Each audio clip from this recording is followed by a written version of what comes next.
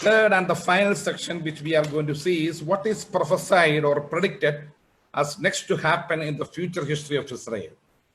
और अंतिम सत्र में अब हम लोग देखेंगे कि बाइबल में भविष्यवाणियां जो दी गई हैं, अब इन भविष्यवाणियों के आधार पर अंतिम इजराइल के संबंध में परमेश्वर का जो कार्यक्रम है वो क्या होगा। In 1906, Leo Tolstoy, the famous Russian novelist, you know that, who wrote, who penned down War and Peace, he said like this. I'm going to tell.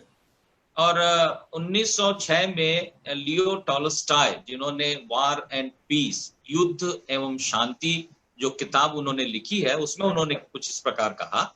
He said about Israel that such a nation cannot be destroyed. The Jew is an everlasting, Jew is as everlasting as eternity itself. Hello?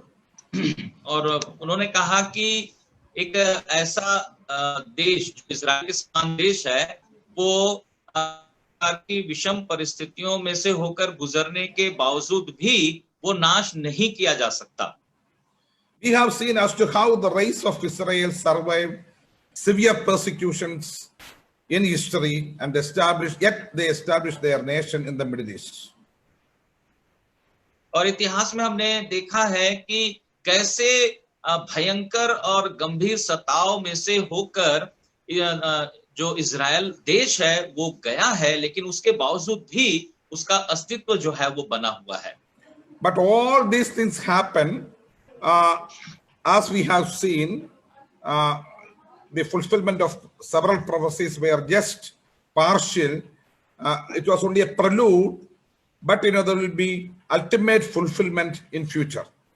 और इन सारी भविष्यवाणियों की पूर्णता में हमने जो भी देखा है वो एक प्रकार का एक आरंभ है, परंतु भविष्य में उन सारी बातों के पूरी रीति से पूर्ण होने को हम लोग देखने पाएंगे। You have heard in the first day of conference from Dr. Koshi the prophetical program for the church.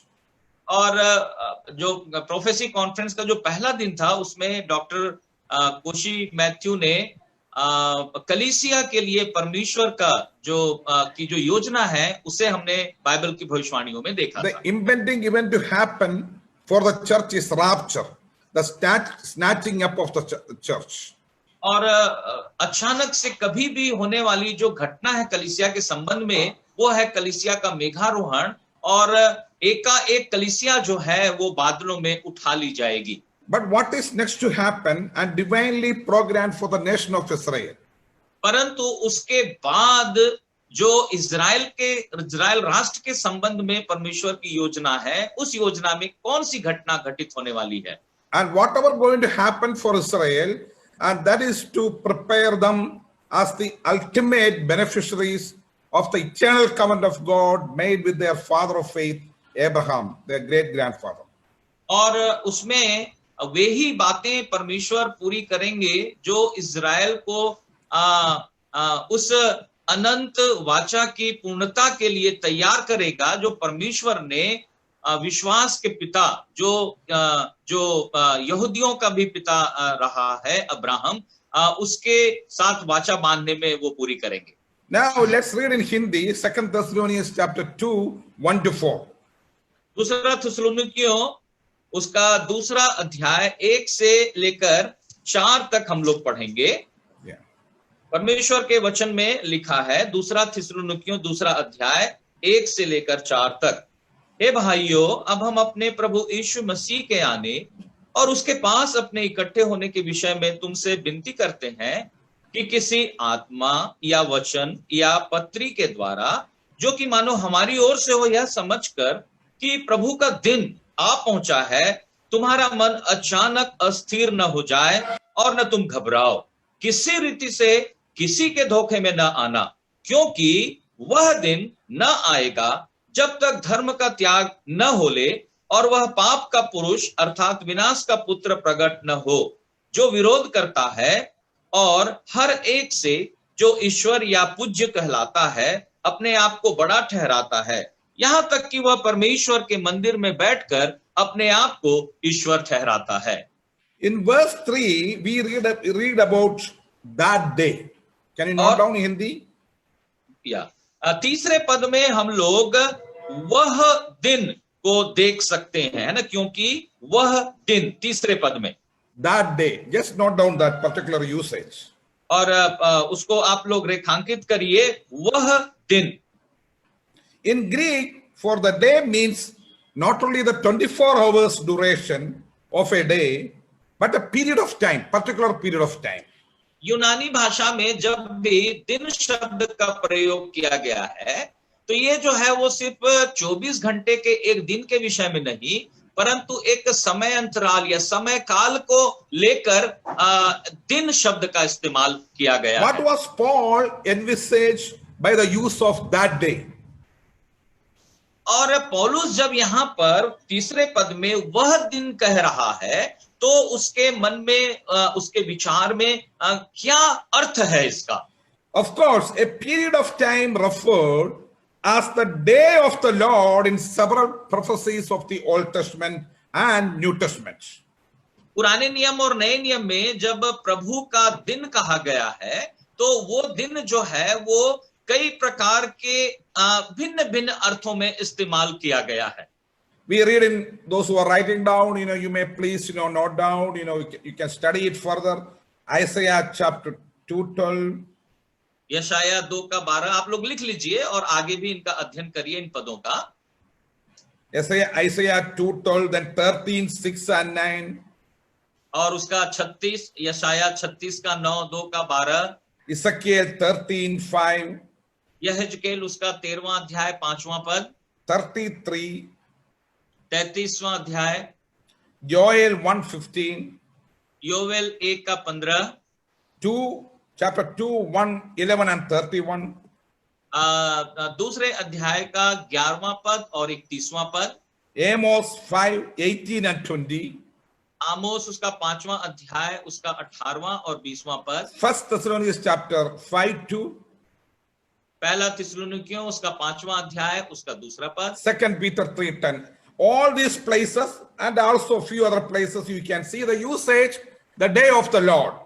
दूसरा पत्रस 3:9 में भी और बाकी सारे इन पदों में प्रभु का दिन, इस वाक्यांश का प्रयोग इन पदों में पाया जाता है. The day of the Lord is also termed as the time of Jacob's trouble or Israel's trouble in Jeremiah 27. यर्मिया उसके 20:7 में जो प्रभु का दिन है उसको याकूब के संकट का समय भी कहा गया है. And Isaiah 26:20, it is termed as the indignation. यशाया 26 के 20 पद में इसे कोप का समय कहा गया है. In Daniel 12:1, we read the day of the Lord as the time of trouble.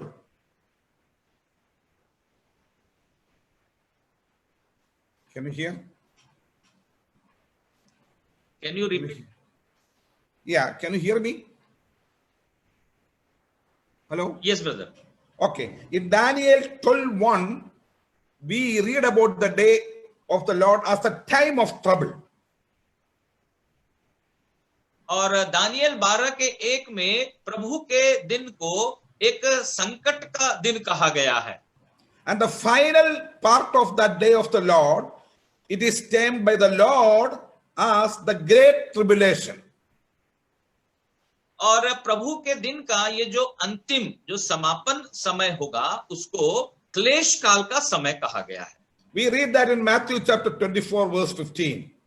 और इस बात को जो क्लेश काल है उसको मत्ती 24:15 में हम देख सकते हैं. And the Revelation chapter 6:17 we read that great day of wrath. और प्रकाशित वाक्य 6:17 में क्रोध का वो महान दिन कह के हम लोग देख सकते हैं. Now, what is the purpose of the day of the Lord or period of the Lord dealing with Israel in future? That's called the tribulation period. और भविष्य में परमेश्वर इजराइल के साथ इस प्रभु का दिन के समय में जब व्यवहार कर रहे हैं तो इसका क्या उद्देश्य है, इस बात को हमें समझना है. The first purpose is to purge or clean the nation of Israel and bring out a remnant for God. To be to enter the millennium. पहला उद्देश्य ये है कि इज़राइल को उस क्लेश काल में से गुजार कर उसे पवित्र करके तैयार करना, ताकि वो चुने हुए जो लोग हैं वे लोग सहस्त्राब्दी राज्य में प्रवेश करने पाए, Or to remove ungodliness from the nation of Israel, as we read in Romans chapter 11:26. और जैसे कि हम लोग रोमी 11:26 में पढ़ते हैं कि परमेश्वर जो है अपने इस चुने हुए लोगों से, इजरायली लोगों में से अधर्म को, पाप को वो दूर करेंगे। Today the generation of Israel, the race of Israel is living in sin and curses. अभी जो है इजराइल की पीढ़ी वर्तमान में वो पाप और श्राप के अधीन अपने जीवन को जी रही है। So far they did not repent, what they had done to the Son of Man. और अभी तक उन्होंने इस बात का अंगीकार नहीं किया है कि उन्होंने मनुष्य के पुत्र के साथ कैसा भयानक बर्ताव किया। Therefore God wants to remove ungodliness and sin from them so that they will qualify to enter the millennium. और इसलिए परमेश्वर चाहते हैं कि उनसे सारी अधार्मिकता और पाप को दूर करें, ताकि वे लोग परमेश्वर के सहस्त्राब्दी राज्य में प्रवेश करने के योग्य बनने पाएं। Second thing is to punish the Gentile nations of their sins and hatred towards God's children, not only Israel but the Gentile nations as well. परंतु और दूसरा जो उद्देश्य होगा वो अन्य जाति राष्ट्रों को भी परमेश्वर जो है वो प्रताड़ित करेंगे, क्योंकि उन्होंने परमेश्वर और परमेश्वर के लोगों के प्रति जिस प्रकार से अपने व्यवहार को प्रदर्शित किया है। I am telling about the non-Jewish nations including India and Europe and different other places, so that their sins they will confess, and a remnant of them will enter the millennium. और इसमें वे राष्ट्र सम्मिलित हैं जिसमें कि हमारा भारत देश भी आता है और यूरोप के देश भी आते हैं, ताकि परमेश्वर अपने उद्देश्य को पूरा करके वहां पर भी जो चुने हुए लोग रहेंगे वे लोग बचकर और वे लोग भी परमेश्वर के द्वारा से पवित्र बनाए जाकर सहस्त्राब्दी राज्य में प्रवेश करने के योग्य बनेंगे। And finally, third, to reveal the true character of Satan's kingdom that dominate this world today. और शैतान के राज्य की जो ताकत है जो वर्तमान में इस संसार को अपने कब्जे में रखी है, उसको पूरी रीति से प्रकट करके उसका खात्मा करना। Paul here, what Paul was teaching to the church in Thessalonica was, we read there, concerning the coming of our Jesus Christ and our gathering to him. और यहाँ पर थिस्सलुनीकि की कलीसिया को पौलुस जो है वो प्रभु यीशु मसीह के आने और हमारे प्रभु यीशु मसीह के पास एकत्रित होने के विषय में बता रहे हैं। Oh, that is a wonderful translation, brother. You did directly from the Greek. The meaning is gathering towards his presence. Parousia, the Greek word. Yeah, okay. Which is of course the rapture, which Dr. Koshi already discussed with you. यूनानी भाषा में इस शब्द जो परोशिया शब्द आया है उसका यही अर्थ है। डॉक्टर कोशी ने बहुत ही अच्छे से बताया है कि हम लोग प्रभु के उपस्थिति में एकत्रित किए जाएंगे, जो कि मेघारोहण के समय में होगा। The church of Thessalonica were at that time confused by a false letter in the signature of Paul, in a false signature of Paul, teaching that the church has been undergoing or had been undergoing persecutions and tribulations of the day of the Lord. Thessalonica की कलीसिया जो है वो इस बात पर दुविधा में थी कि पौलुस के नाम से एक गलत या झूठी पत्री जो है, नकली पत्री है, वो उनके पास पहुंची है और वे लोग इस बात को सोच रहे हैं कि अब उनके जीवन में जो सताव आ रहा है, क्लेश आ रहा है, वो प्रभु के दिन का एक अंग होने के साथ जो है वो परिस्थिति उनके जीवन में आई है। Those false teachers taught that your several people were martyred, they were killed, several died, though so many are going through several problems. Oh, you all arrived in the day of the Lord. That is predicted in the Old Testament.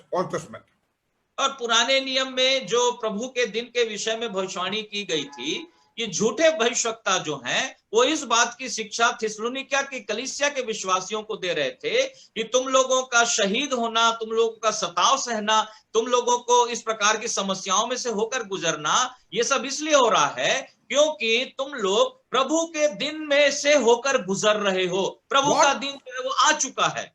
Paul corrected them and said that no, these temporary persecutions and non-technical tribulations are not the day of the Lord that is predicted in the Old Testament, which is meant for the nation of Israel. पौलुस जो है वो इन गलत शिक्षाओं को सुधारते हुए लिख रहे हैं कि प्रभु के दिन के संबंध में जो सताव और क्लेश कहा गया है पुराने नियम में, वो सताव और क्लेश ये नहीं है जिसमें से तुम होकर गुजर रहे हो।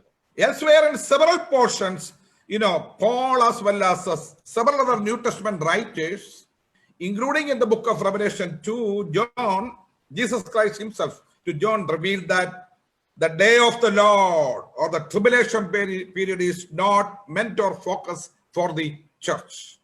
तो नए नियम के अधिकांश लेखक और प्रकाशित वाक्य की पुस्तक में भी, जिसे यूहन्ना ने लिखा, और प्रभु यीशु मसीह भी जो हैं, उन्होंने इस बात को स्पष्ट किया है कि जो क्लेश काल के दिन होंगे वो कलीसिया के लिए नहीं तैयार किए गए हैं। Now, what is the mark of the beginning of the day of the Lord? तो प्रभु के दिन के शुरुआत का क्या चिन्ह होगा? I am still discussing that portion which we read in Thessalonians. और अभी भी हम लोग उसी भाग में विचार कर रहे हैं जिसे हमने थिस्सलुनीकियों की पत्री में अभी पढ़ा है। Paul made it clear by the inspiration of the Holy Spirit, what would be the mark of the beginning of the day of the Lord. पौलुस जो है यहाँ पर पवित्र आत्मा की प्रेरणा से इस बात को स्पष्ट कर रहे हैं कि प्रभु के दिन का जो आरंभ समय होगा वो क्या होगा, उसका क्या चिन्ह होगा। In verse 3, I am talking about 2 Thessalonians chapter 2 verse 3, we read the falling away. That is the mark of the beginning of the day of the Lord, the first mark. तीसरे पद में हम लोग देखते हैं कि सबसे पहला चिन्ह जो प्रभु के दिन की शुरुआत के संबंध में है वो है धर्म का त्याग होना। Those articles or those by the inspiration of the Holy Spirit, those epistles were written by Paul, of course, and other writers. They wrote in the Koine Greek, the modern Greek at that time, not now. और पवित्र आत्मा की प्रेरणा से जिन बातों को Bible के लेखकों ने लिखा है, उन लोगों ने उस समय जो सामान्य यूनानी भाषा थी जिसको कोइने ग्रीक कहा गया है, उस भाषा का उन्होंने उपयोग किया था। The original word used is for falling away is apostasia. और यहाँ पर जो शब्द यूनानी भाषा में धर्म का त्याग के लिए इस्तेमाल हुआ है वो है अपोस्टेसिया। This word is translated like in two connotations in the New Testament. This apostasia is translated. Can you hear? Hello? अब जो शब्द है अपोस्टेसिया, उस शब्द का अनुवाद जो है यहाँ पर नए नियम में इस जगह पे धर्म का त्याग के रूप में किया गया है। No, actually in the New Testament it is translated like in two meanings, two connotations. दो अर्थों के साथ नए नियम में इस शब्द का प्रयोग किया गया है। The first one is falling from the faith, apostasia. पहला अर्थ है इस अपोस्टेसिया शब्द का विश्वास से भटक जाना या विश्वास से गिर जाना। It can also be translated as departure of the believers. इसका अनुवाद जो है वो विश्वासियों के यहाँ से गमन या प्रस्थान या निर्गमन के विषय के संबंध में भी किया गया है। I joined with the great eschatological teacher J.D. Pentecost to inculcate and understand this meaning as the departure of the believers. और जेडी पेंटिकॉस्ट का जो मत है मैं उससे मैं सहमत हूं और उन्होंने इस शब्द को विश्वासियों के निर्गमन या विश्वासियों के इस पृथ्वी पर से चले जाने के संबंध के अर्थ में इस्तेमाल किया है। Wonderful brother. ये पृथ्वी से चले जाना, departure from this earth. Now, this truth is one of the reasons why I believe that the church will not go through the tribulation period. Hence, the day of the Lord or tribulation would begin only after the rapture of the church. और इसलिए मैं ये विश्वास करता हूं कि कलीसिया जो है वो क्लेश काल में से होकर नहीं जाएगी। कलीसिया के उठा लिए जाने के बाद प्रभु का दिन या क्लेश काल जो है उसका आरंभ होगा। Rapture is a blessed hope only for the church age believers, and it happens secretly between the Lord, who is the bridegroom, and his bride, the church. कलीसिया जो है वो एक बहुत बड़े भेद की बात है, जो प्रभु यीशु मसीह जो दुल्हा है और कलीसिया जो उसकी दुल्हन है, ये दोनों के बीच की बात है। और कलीसिया का ही मेघारोहण क्लेश काल के आरंभ के पहले होगा। Now, but for the nation of Israel, the distinctive mark of the beginning of the day of the Lord is mentioned there in the same portion. परंतु इस भाग में इज़राइल के साथ जो प्रभु का दिन से संबंधित व्यवहार है, उस बात को भी यहाँ पर बताया गया है, उसका जिक्र किया गया है। We should read chapter 2, 3 and 4. हम दूसरे अध्याय के तीसरे और चौथे पद को पढ़ेंगे। And the man of sin is revealed, the son of perdition, who opposes and exalts. Yeah, read the brother. 3 and वह 4. पाप का पुरुष अर्थात विनाश का पुत्र प्रकट न हो, जो विरोध करता है और हर एक से जो ईश्वर या पूज्य कहलाता है अपने आप को बड़ा ठहराता है, यहाँ तक कि वह परमेश्वर के मंदिर में बैठकर अपने आप को ईश्वर ठहराता है। There it says the emergence of the man of sin, son of perdition. और यहाँ पर जो है पाप का पुरुष और विनाश के पुत्र के प्रगटीकरण के बारे में बताया गया है। Now, who is he? Whose activities, career is mentioned there. और यहाँ पर किसके क्रियाकलापों को, किसके कार्यों को का उल्लेख किया गया है। Man of sin, son of perdition, who sits in the temple of the Jewish temple, and showing himself that he is God. It says about the Antichrist. पाप का पुरुष, विनाश का पुत्र, जो कि यहूदियों के मंदिर में अपने आप को बैठाता है और अपने आप को ईश्वर कहता है, ये सारी बातें उस ख्रिस्ट विरोधी एंटी क्राइस्ट के विषय में कही गई हैं। Thank God for the Hindi translation Christ Virodhi, because in even Malayalam, in many other languages, it is Antichristo, means who comes at the end. No, that is not correct. Christ Virodhi, that is the right translation. Hindi में जो अनुवाद किया गया है Christ विरोधी, वो एक बहुत ही अच्छा अनुवाद है जो दूसरी भाषाओं में इस प्रकार का अर्थ नहीं दे पाता। His activities are, more mentioned in the book of Daniel. और इस ख्रिस्ट विरोधी के कार्य जो हैं, क्रियाकलाप हैं, वो दानियल की पुस्तक में बहुत ही अच्छे से उल्लेख किए गए हैं। Daniel chapter 9 verse 24 to 27. और दानियल उसका 9वां अध्याय 24 से लेकर 27 पदों में, and that is complemented with that description is complemented with Revelation 13:12. और उस भाग का जो वर्णन है वो प्रकाशित वाक्य 13 अध्याय के 12वें पद में भी हम देख सकते हैं। Now I am going to give an assignment. और मैं आप लोगों को एक गृह कार्य देना चाहता हूं। Daniel 7, is known as little horn. Where you find out? Daniel उसके 7वें अध्याय में एक छोटा सींग बोल के आया है, आपको उसे ढूंढना है, कहां पर लिखा है। In Daniel 8, it is mentioned about him, king of fierce countenance. और दानियल उसके 8वें अध्याय में वो भय का एक राजकुमार के रूप में उसे कहा गया है। Find out which reference. और किस पद में ये है, दानियल उसके 8वें अध्याय में, इस बात को आप लोग ढूंढिए। The verse, Daniel chapter 9, prince that shall come. और दानियल उसके 9वें अध्याय में वो आने वाला अगुवा होगा या राजकुमार होगा, वो कहां पाया जाता है, इस बात को देखिए। That too you find out which verse. और किस पद में वो पाया जाता है, वो आने वाला प्रधान बोल के उसको आप देखिए। Daniel 11, we read, who shall do according to his own will, or the willful king. और दानियल उसके 11वें अध्याय में जो अपने मन के अनुसार करता है, उस शासक के विषय में लिखा है। आप उस पद को भी आप लोग 11वें अध्याय में खोजिए। Now, the beginning of the day of the Lord, the tribulation period it will be earmarked by after the rapture, by the emergence of the Antichrist.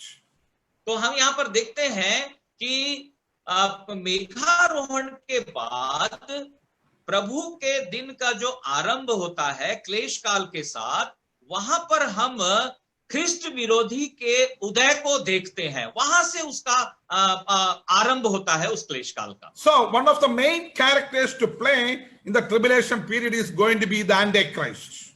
और इसलिए क्लेश काल के समय में जो सबसे महत्वपूर्ण भूमिका निभाने वाला एक व्यक्तित्व होगा, वो ख्रिस्ट विरोधी होगा। Now, what is the duration of the day of the Lord or this particular period? और इस विशेष समय के लिए प्रभु के दिन का जो समय काल है, समयावधि है, वो कितने समय की होगी? You know, we will get it from Daniel chapter 24 to 27.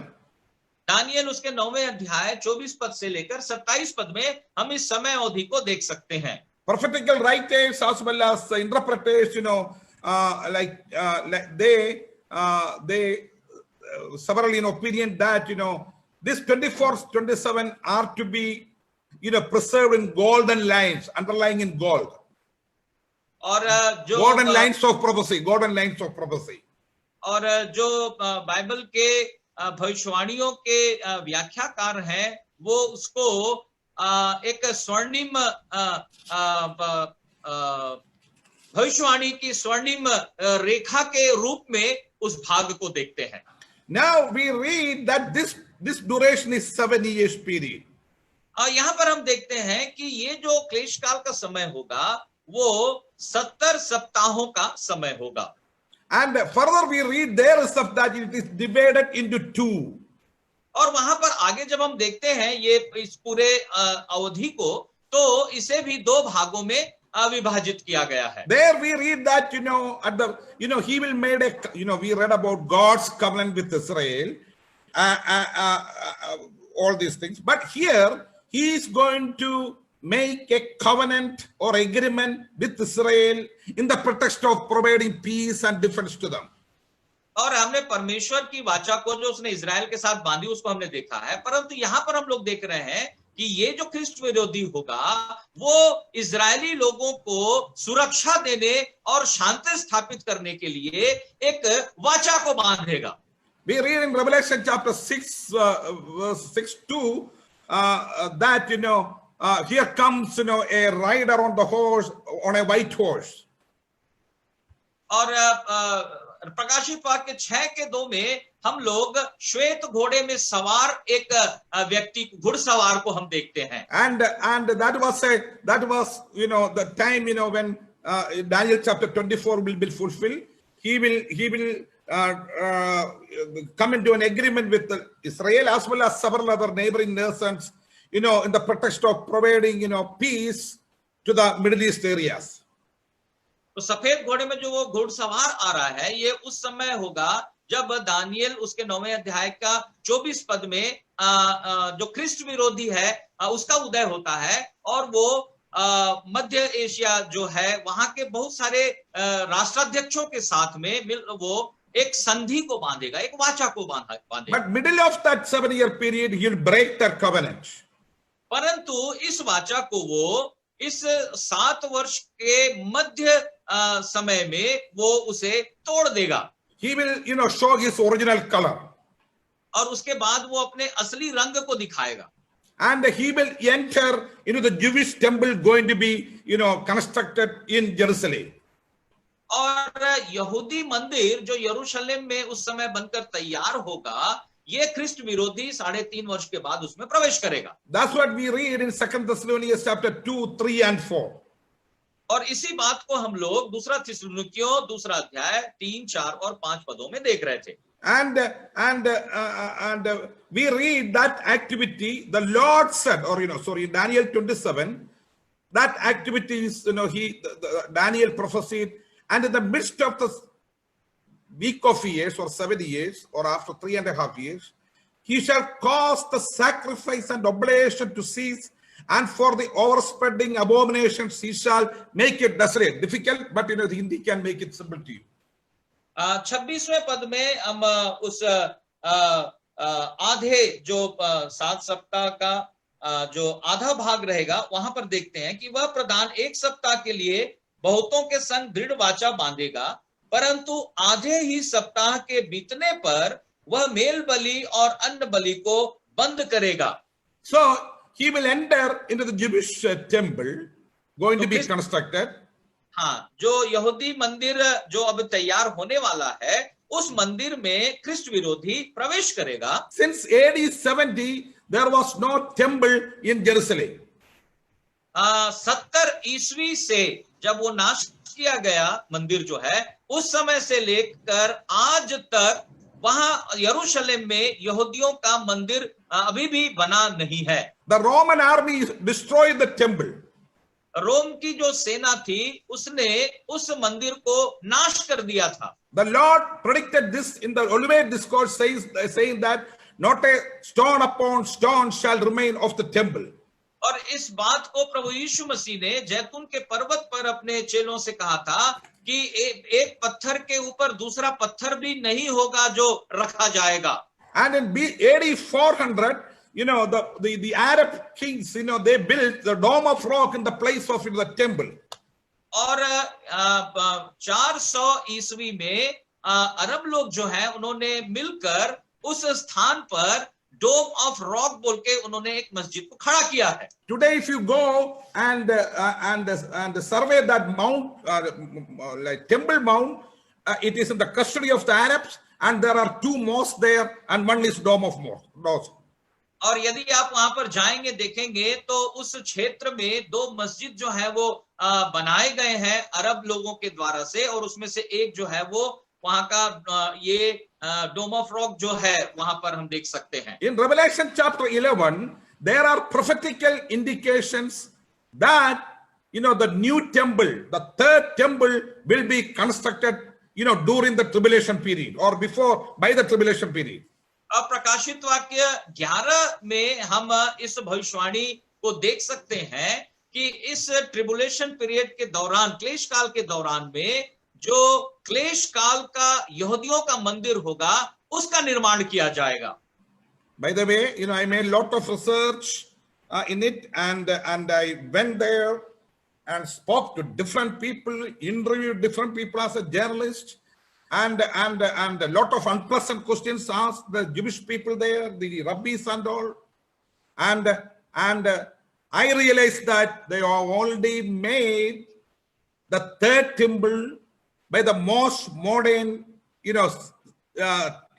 building technology called prefabrication technology, and kept it one of the warehouses in Israel. Prefabrication technology जो है वहां पर तैयार हो चुकी है, और इसके विषय में जब मैं वहां पर गया था, मैंने बहुत से लोगों से, पत्रकारों से, वहां के जो यहूदी गुरु हैं जिन्हें रब्बी कहा जाता है, मैंने चर्चा की, बहुत सारे प्रश्नों को मैंने पूछा, और मुझको समझ में आया कि इसकी मंदिर के निर्माण की सारी तैयारी पहले से की जा चुकी है। When I asked this question, that American Jewish lady did not like it. She was a guide of the Temple Mount, and she asked me, "Are you a communist, Mr. Thomas?" Yeah.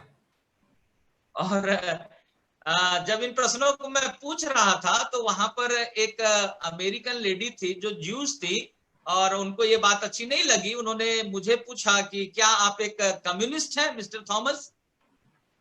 And there I said, I am not a communist, but the communism, the real communism is preached by Christ, when he was here. और मैं communist तो नहीं हूं, परंतु एक ऐसे समूह से आता हूं जो यीशु मसीह का प्रचार करता है, वो प्रभु यीशु मसीह जो इस धरती पर था। And now Now, what, all these portions we see that when we are reading. No, actually, Lord Jesus Christ, mentioned about this act of Antichrist in Matthew chapter 24, and he termed it as the abomination that desolate. Exactly what Daniel said. He quoted that. और जिस बात को Daniel ने कहा, प्रभु यीशु मसीह ने भी मत्ती उसके 24वें अध्याय में इसी ख्रिस्ट विरोधी का उल्लेख करते हुए उसने कहा कि वो उजाड़ने वाली घृणित वस्तु को जब तुम देखो, ठीक, जो है वो दानियल के ही इस भाग को उसने वहां पर उद्धृत किया. So Daniel's prophecy on the great tribulation period, Daniel की भविष्यवाणी जो कि महाक्लेश काल के संबंध में की गई है, and of course we have seen that in First Thessalonians as well as Second Thessalonians, by the inspiration of the spirit of prophet, Paul commented about that tribulation period, that it will be, and we know that it is 7 years and 3.5 plus 3.5. और यहाँ पर हम लोग Daniel के उस भविष्यवाणी को जो परमेश्वर के आत्मा की प्रेरणा से लिखी गई, और पौलुस ने उसको पहले दूसरे थिस्सलुनीकियों में भी उसका उल्लेख किया है, इसके समयावधि को हमने देखा है कि ये 7 वर्ष का होगा, जिसको 2 बराबर भागों में विभाजित किया गया है, जो 3.5 और 3.5 साल के होंगे. When we are studying eschatology or theology, there is something called complementary aspect of revelations. और जब हम लोग युगांत विद्या के विषय में अध्ययन कर रहे हैं, तो हम इस बात को देख सकते हैं कि प्रकाशन जो परमेश्वर ने दी है, वे एक दूसरे के पूरक हैं, एक दूसरे के विषय में और भी नई जानकारियों को वे लोग प्रदान करते हैं. Excellent. Daniel prophesied in Daniel chapter 24 to 27 about the 2 segments of the day of the Lord. तो दानियल के इस भविष्यवाणी में जो कि 9वें अध्याय के 24 से 27 पदों में की गई है, वहां पर प्रभु का दिन से संबंधित 2 ऐसे अलग अलग भागों को विभाजित करके बहुत ही स्पष्ट रूप से प्रकट किया गया है. That was further amplified by Christ himself in his Olivet discourse. और वहां पर हम देखते हैं कि प्रभु यीशु मसीह ने उसी भाग को और भी विस्तार पूर्वक अपने जैतून के पर्वत पर जो संभाषण है, उसमें उन्होंने विस्तार पूर्वक उन बातों को बताया है, उनका उल्लेख किया है. In chapter 24 of Matthew, he spoke about that. He amplified it.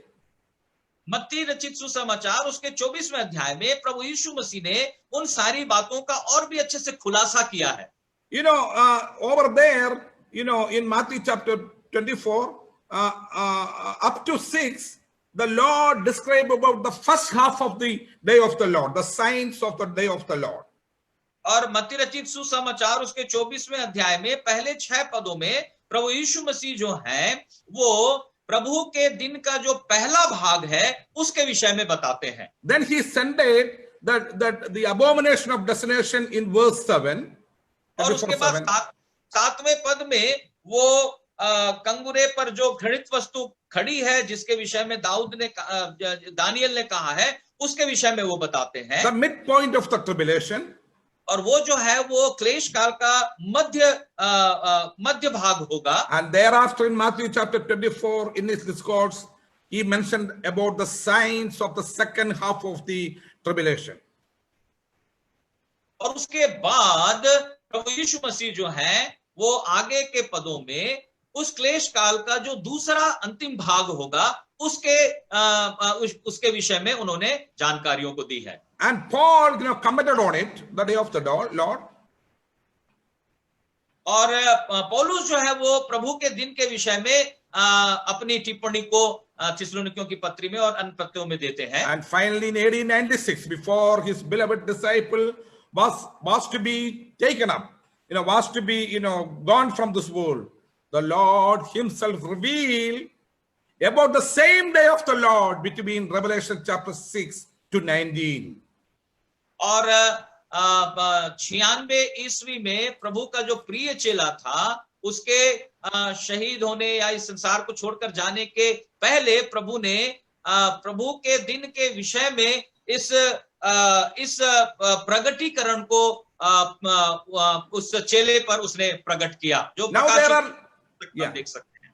Now there are a lot of confusions in this respect. I don't want to go into and remove the criticisms and everything. It's not a critical study, but some people say that whatever the Lord had predicted in Matthew chapter 20 for the Olivet Discourse, it is for the church.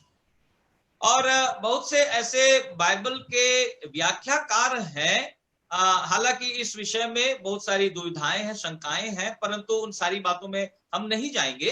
परंतु बहुत से लोगों का ये मानना है कि प्रभु यीशु मसीह ने मत्ती 24 अध्याय में जिन जिन बातों की भविष्यवाणी की, वो जो है वो कलीसिया के संबंध में है। The Lord made 3 sermons, there are 3 major sermons.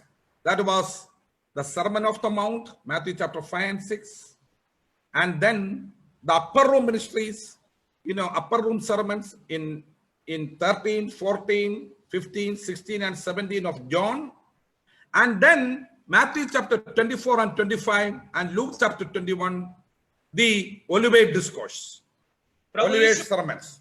प्रभु यीशु मसीह ने बहुत सारे उपदेश दिए। इन उपदेशों में 3 बहुत ही प्रमुख उपदेश हैं जो उन्होंने अपने चेलों को दिया था। ये 3 उपदेश हैं। सबसे पहला, जिसे हम पहाड़ी उपदेश कहते हैं, मत्ती रचित सुसमाचार उसका 5वां, 6वां और 7वां अध्याय। दूसरा जो है वो उपरौठी कोठरी के उपदेश, जिसको कि हम लोग यूहन्ना रचित सुसमाचार 13वें अध्याय से 17वें अध्याय तक देख सकते हैं। और तीसरा जो है वो मत्ती रचित सुसमाचार 24वें और 25वें और लुका के 21वें अध्याय में देखते हैं, जिसको जैतून पर्वत पर दिया गया उपदेश कहा जाता है। The Sermon of the Mountain was more general sermons, the principles of his kingdom in this world. और पहाड़ी उपदेश जो है वो एक सब लोगों के लिए वो एक उपदेश था, उसके राज्य के बारे में जो इस पृथ्वी पर वो स्थापित करेगा। But the upper room sermons were for the church. He said, I am going to come for you. In 14:1, that was about the rapture. परंतु जो उपरौठी कोठरी का उपदेश है वो कलीसिया के लिए था, जहां करके प्रभु यीशु मसीह ने कहा कि मैं तुम्हें लेने के लिए आने वाला हूं, जो मेघारोहण के रैप्चर के विषय में बताता है। Those sermons, those upper room discourses are for the church, not for the nation of Israel.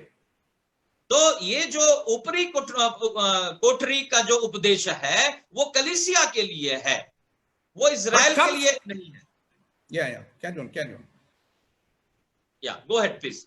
Yeah, when it comes to the Olivet Discourse, that was not for the church. That was only for the nation of Israel, the 7-year period of the nation of Israel. परंतु जैतून पर्वत पर जो प्रभु यीशु मसीह का उपदेश है वो कलीसिया के लिए नहीं है, वो इजराइल के लिए है, और वो क्लेश काल का समय जो 7 वर्ष की समयावधि का होगा। The book of Revelation is an eschatological play like William Shakespeare's dramas.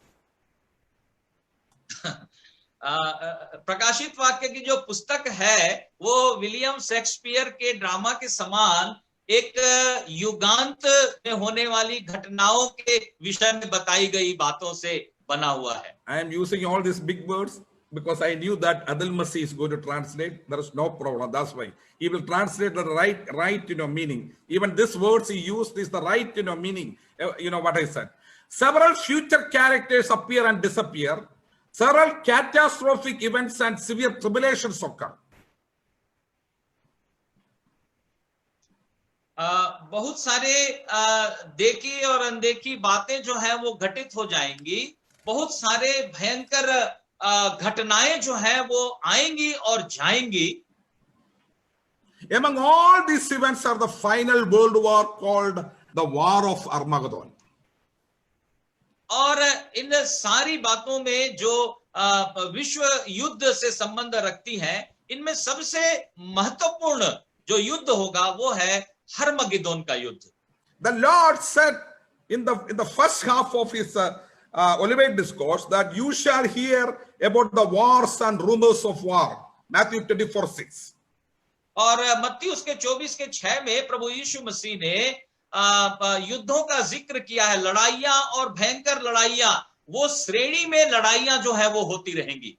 Oh, he was referring to the wars of Russian invasion. You know, that was predicted by Ezekiel in chapter 38 and 39. यह हिजकेल 38 और 39 में जो भविष्यवाणी जो युद्ध के संबंध में हुई है, प्रभु यीशु मसीह उसे बता रहे हैं कि वो रशियन जो है आक्रमण के रूप में, रूस के आक्रमण के रूप में वो होगा. Russia will first invade Egypt to rob them the antique wealth, and then finally they will enter to the Middle East, wars and rumors of war. So that's what Jesus meant.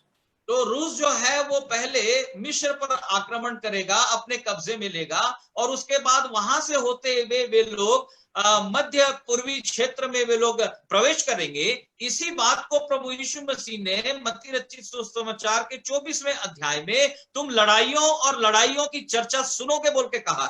That is the first part of the tribulation period. और ये घटनाएं जो हैं, ये युद्ध जो है, लड़ाइयां, वो क्लेश के पहले भाग में घटित होंगी. But in Israel there will be comparative peace. You know, that is a pseudo peace, given or provided by Antichrist at that time. परंतु उस समय में इजराइल में जो शांति होगी वो एक्चुअली झूठी शांति होगी, क्योंकि उस शांति को स्थापित करने के पीछे ख्रिस्त विरोधी का हाथ होगा. Today's Israeli-Palestinian peace, treaties will end up there only. और इजरायली पैलेस्टीन जो शांति संधि है आज, वो वहां पर खत्म हो जाएगी. But after the first half of the year, the mother of all wars will begin. परंतु क्लेश काल के मध्य भाग के बाद जो है, अब और भी जो भयंकर अंतिम युद्ध लड़ाइयां होनी है, उसका आरंभ होगा. We read about that in this war, the war of Armageddon, the initial portions we read in Daniel chapter 11, 40 to 45. Daniel उसके 11वें अध्याय 40 से लेकर 45 तक अर्मागिदोन युद्ध के आरंभ की जो घटनाएं हैं, उन घटनाओं का जिक्र वहां पर हम पढ़ सकते हैं. Now the world nation shall divide into 4 military confederations, strategic confederations. और हम देखते हैं कि संसार की जितनी भी सेनाएं हैं, वो 4 अलग-अलग भागों में विभाजित की जाएंगी. Today, if you are seeing the strategic and political situations all over the world, I have all information, but not time. But today, the world is divided into 4 segments, militarily and strategically.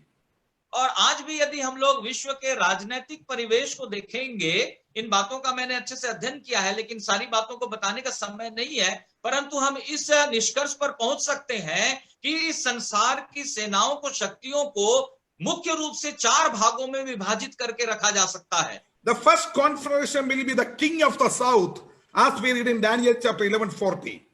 और Daniel उसके 11:40 में जो हम लोग पढ़ते हैं, दक्षिण का राजा जो है उसके विषय में कहा गया है, जो कि एक पहले भाग का वो मुखिया होगा. That means Egypt and her Arab allies, as indicated in Psalms 83, 6, 7 and 8.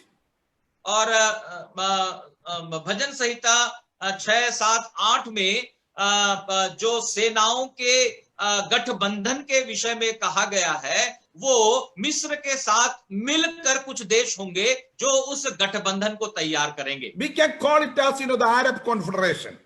और इस बात को हम लोग अरब देशों का मिलकर जो एक झुंड बनाया जाएगा, सेना बनाई जाएगी, हम कह सकते हैं. The second confederation will be the king of the north, led by Syria.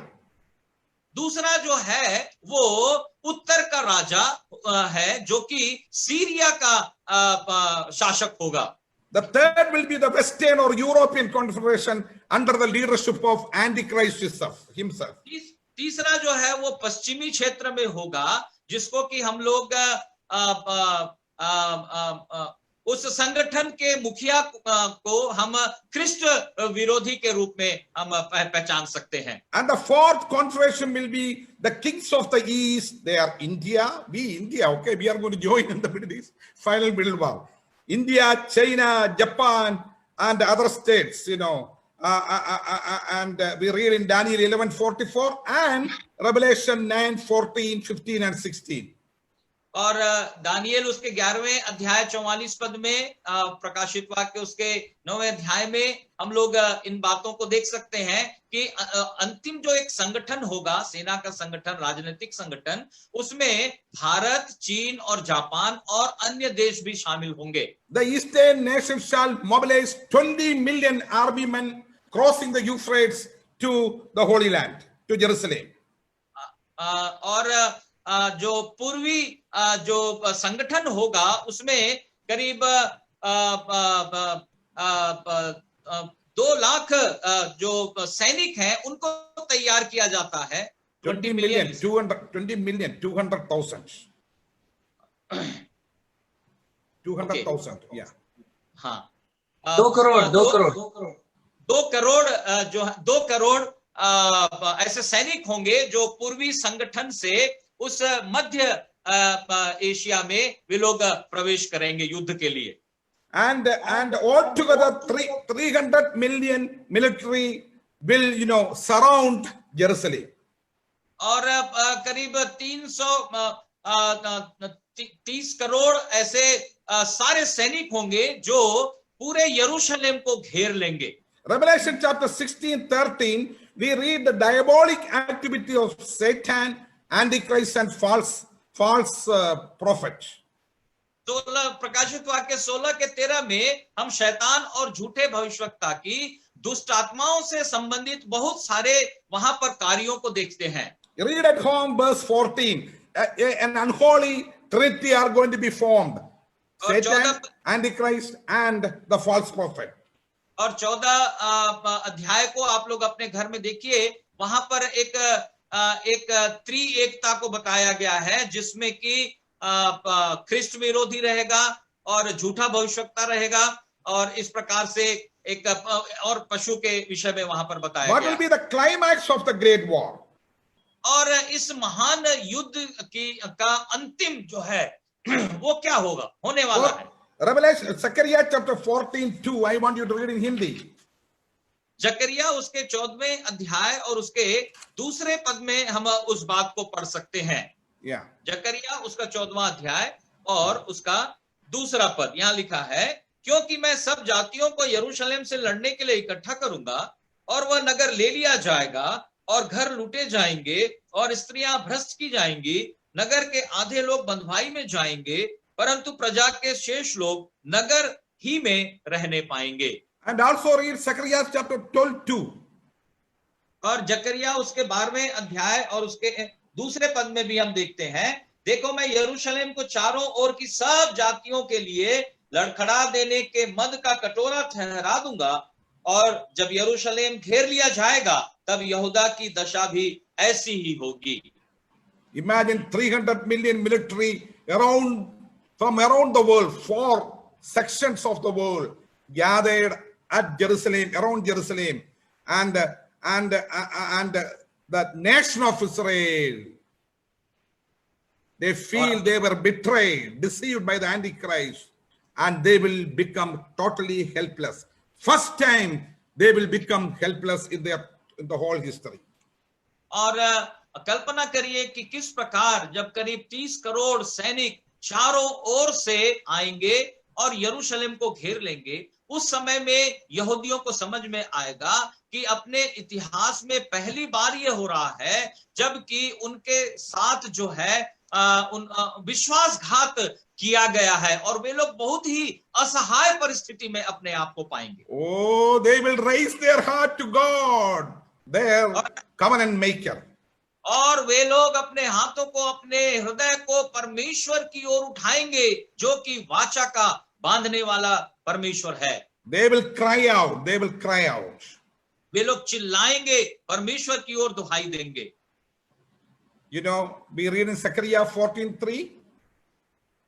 हम लोग जकरिया उसके 14 अध्याय के तीसरे पद में पढ़ते हैं, that the Lord will go to battle and fight against those nations just as he fought battles in ancient days. Praise the Lord for that. तब यहोवा निकलकर उन जातियों से ऐसा लड़ेगा जैसा वह संग्राम के दिन में लड़ा था। इस बात के लिए हम परमेश्वर की स्तुति करते हैं। And also read Revelation chapter 9:11. और प्रकाशित वाक्य उसका 9वां अध्याय और उसके 11 पद को भी हम पढ़ेंगे। Read at home. You know, it says about the glorious appearance of our Lord and Savior Jesus Christ.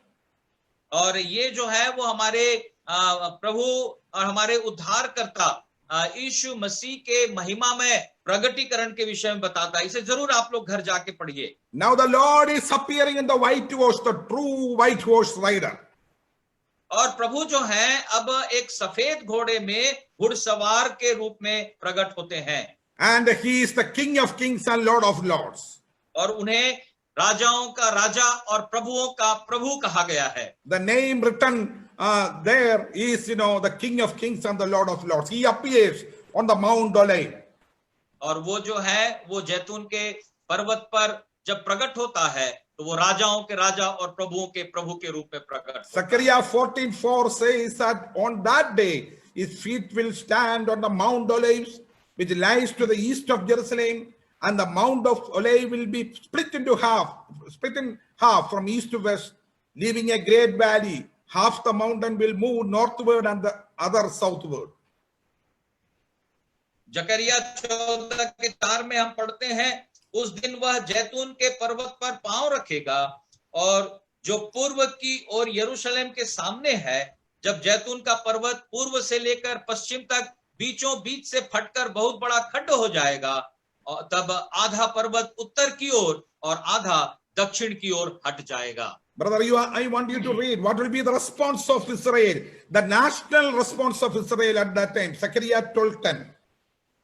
और जकरिया उसके 12वें अध्याय के 10वें पद में उस समय में एक राष्ट्र के रूप में क्या राष्ट्रीय प्रतिक्रिया इन इजरायलियों की होगी, उस बात को हम यहाँ पर जकरिया 12 के 10 में देखते हैं। मैं दाऊद के घराने और यरूशलेम के निवासियों पर अपना अनुग्रह करने वाली और प्रार्थना सिखाने वाली आत्मा उंडेलूंगा, तब वे मुझे ताकेंगे, अर्थात जिसे उन्होंने बेधा है, और उसके लिए ऐसे रोएंगे जैसे एकलौते पुत्र के लिए रोते पीटते हैं, और ऐसा भारी शोक करेंगे जैसा पहलौठे के लिए करते हैं।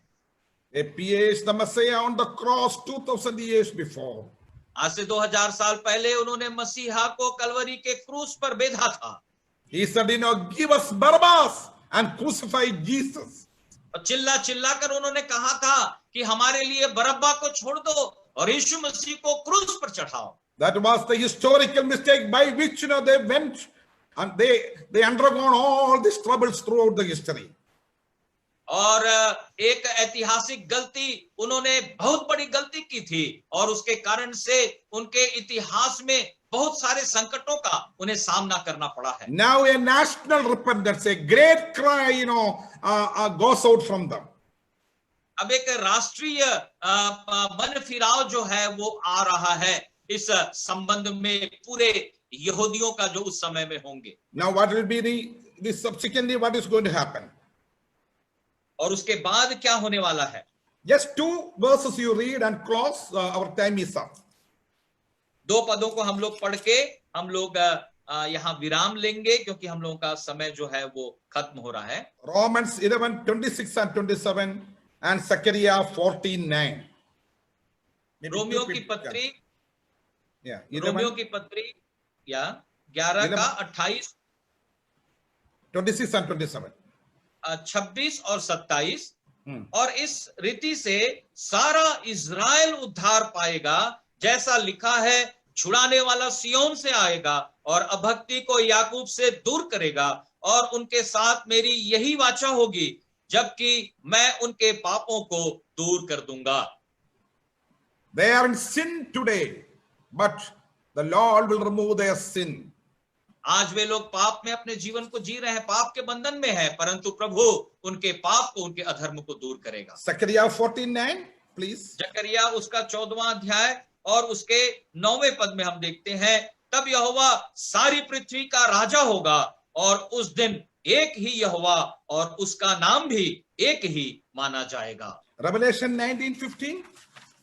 प्रकाशित वाक्य उसका 19वां अध्याय और उसके 15वें पद को हम देखते हैं। यहां पर लिखा है, जाति जाति को मारने के लिए उसके मुंह से एक चोखी तलवार निकलती है, वह लोहे का राजदंड लिए हुए उन पर राज्य करेगा और सर्वशक्तिमान परमेश्वर के भयानक प्रकोप की जलजलाहट की मदिरा के कुंड में दाख रौंदेगा।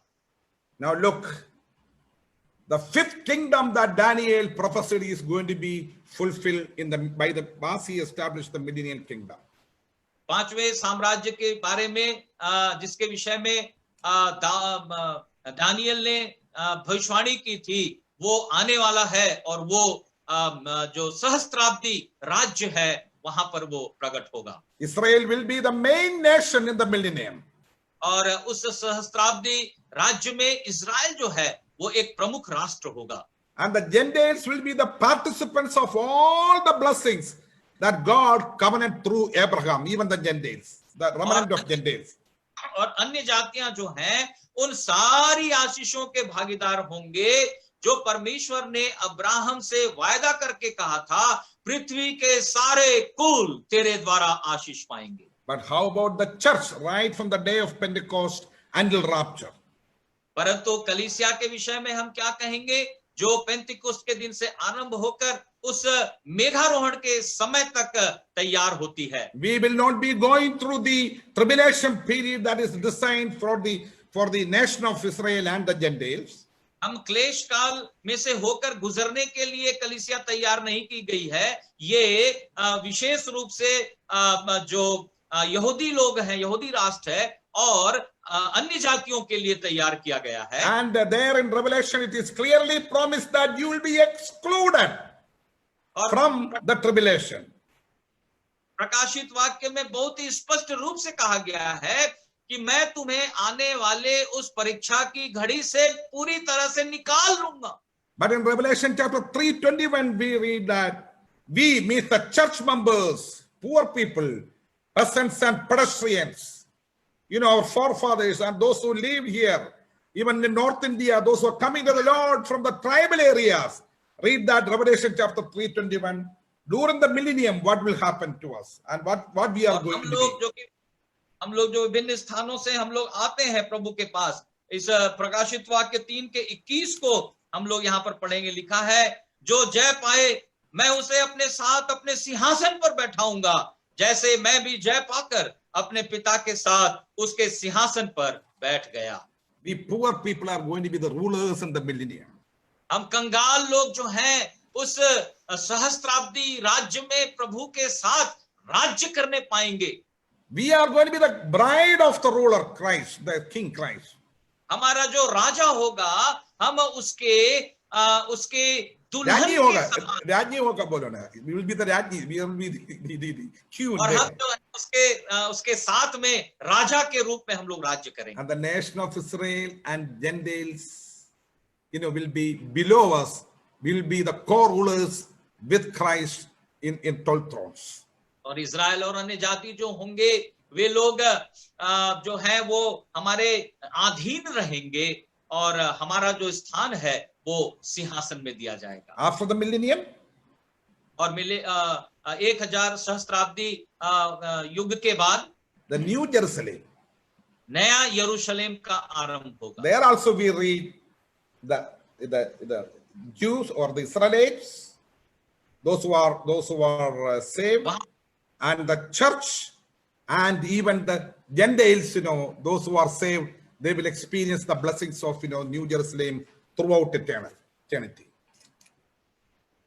नए यरूशलेम में भी हम लोग देखते हैं कलीसिया वहां पर होगी और जितने भी यहूदी लोग बचाए गए हैं, इजराइल जो है राष्ट्र के रूप में बचाया गया है, और साथ ही साथ अन्य जाति जिन्होंने उद्धार पाया है, वे लोग अनंतता तक, अनंत काल तक वे लोग वहां नए यरूशलेम में पाए जाएंगे। You may read Hebrews chapter 12:23 to know about the subjects of the New Jerusalem, and we'll be so happy all our problems, our persecutions, our tribulations that the church had undergone, it will be over. Oh, dear brothers and sisters, in North India, you're all tiring for the Lord, but the Lord is going to come. Praise the Lord. If all the prophecies, in the previous times were literally fulfilled. Yes, he is going to come and we will be with him forever. Amen. प्रियो, हमने देखा है कि पिछले समय में परमेश्वर के वचन की भविष्यवाणियां जो शब्द सह पूरी हुई हैं, आने वाले समय में भी निश्चित रूप से शब्द सह पूरी होंगी, और हम लोग इंतजार कर रहे हैं अपने प्रभु का जो हमें लेने के लिए आएगा और हम उसके साथ में रहेंगे। इब्रानियों की पत्री उसका 12वां अध्याय में और 23 पद में जैसे कि यहाँ पर है, और उन पहलौठों की साधारण सभा और कलीसिया जिनके नाम स्वर्ग में लिखे हुए हैं और सबके न्यायी परमेश्वर के पास और सिद्ध किए हुए धर्मियों की आत्माओं के विषय में यहाँ पर उत्तम बातें कहते हैं।